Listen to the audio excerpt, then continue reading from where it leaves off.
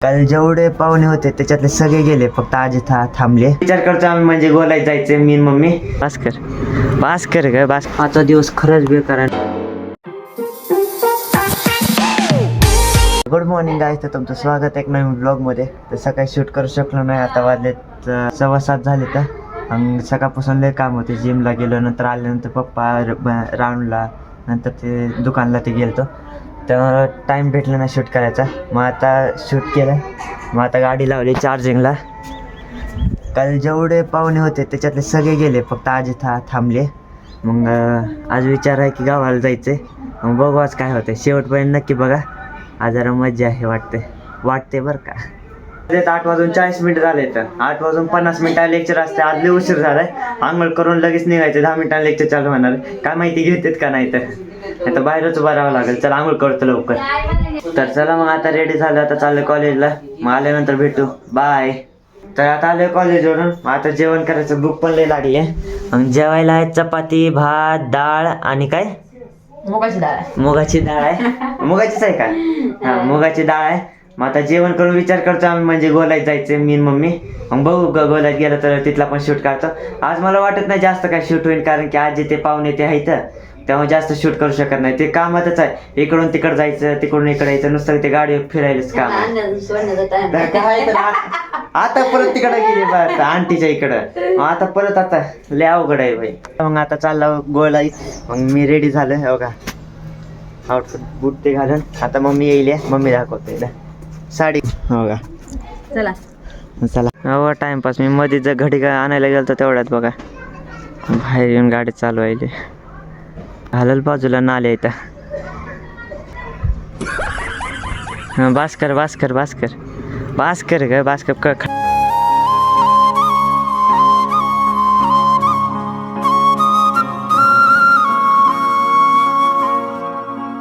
आता मम्मीला कुठं गोलाई सोडून मग इकडं घरी आलोय परत, कारण की म्हणजे पप्पाच्या भावाची गाडी, म्हणजे माझ्या तात्याची गाडी बंद पडलेली. म्हणजे काहीतरी प्रॉब्लेम आला रिपेरिंगचा टायरामध्ये. मग ते गॅरेजला लावली गाडी. मग आता तिकडं चाललोय म्हणजे गॅरेजला तात्यासोबत, आणि मम्मीसोबत आंटी आहे. मग ते गोलाईतच आहे. आजचा दिवस खरंच बेकार आहे. नुसतं इकडून तिकडं फिरायलोय, काहीच कळणार. लईच नुसतं गाडीवर फिरायलोय. गाडी घेतल्यापासून पहिल्यांदा एवढं फिरलोय गाडीवर, नुसतं इकडून 5 नंबरवरून इकडं परत येतो गोलाईत. पुन्हा अकला आता फिरवायचं आहे आज, असं वाटायलंय. आता गाडीत आहे पण 55% चार्जिंग. गावाला जाण्यासाठी 25 ते 30% चार्जिंग लागते. आता गाडी रिपेरिंगला टाकली, इथे दाखवू शकत नाही कुठली गाडी. आता मोबाईल गाडीला लावलाय चार्जिंगला. चार्जिंग होण्यासाठी गाडी चालूच ठेवावं लागते. आता काय माहिती किती वेळ कमी आहे चार्जिंग. मग आता आलोय घरी, मम्मीला घेऊन पण आलोय. मम्मी आलेले घरी, हो का फिरून आल्या. आता लय अवघड आहे. दिवसभर फिरण्याचाच टाइम गेला. सकाळी 99% गाडीत चार्जिंग होती, आता किती 45% चार्जिंग राहिले. नुसतं पळवलं इथून जाऊ द्या, काय सांगू आता. लय पळवलं. आता गावाला जायचे म्हणून काहीच नक्की नाही. सगळे वेगवेगळं आहेत. आजी आत्याकडं आहे, त्या आंटीन तात्या तिथे त्यांच्या घरी यायचं. आम्ही इथं येतो, कोणाचंच पक्का नाही कशानं जायचं काय जायचं. हा मग काय आहे, खरं येड्यापेक्षा बेकार आहेत सगळे. काहीच पक्क नाही. गावाला जायचं म्हणतायत, पण जायचं कधी कशानं जायचं ते नाही माहिती त्यांना काहीच. वरतून आता आजी येत आले, तिच्या बीपीच्या गोळ्या कालच संपल्या. आता सांगितलं पण नाही आल्या म्हणजे गोळ्या संपल्या, आता गोळ्या आणून द्या, काहीच नाही. आता सांगायले म्हणजे दुपारी चक्कर येईल होती तेव्हा की गोळ्या संपल्या, आता गोळ्या पाहिजे. त्याच्यात पप्पाला आणायचं होतं. मग पप्पाला आणू का गोळ्या आणायला, मग तात्याला तिकडं पाठवलं. मग पप्पाला आणलं, नंतर तिकडून परत गेला. खरं लय नंतर गोळ्या दिल्यानंतर खाल्ल्या पण नाही, आता वरचं राहिलं.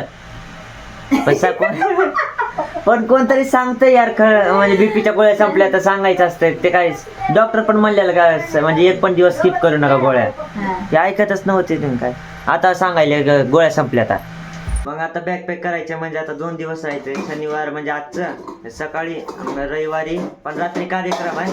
मग सोमवारी सकाळी येणार आहे. मग आता कॉलेज तर बुडणार आहे. वही जी सोमवारी म्हणजे सबमिट करायची होती ती मग आता मंगळवारी करावं लागेल. परत मॅडमला मेसेज करावा लागेल की म्हणजे सोमवारी जमणार नाही, मंगळवारी करतो.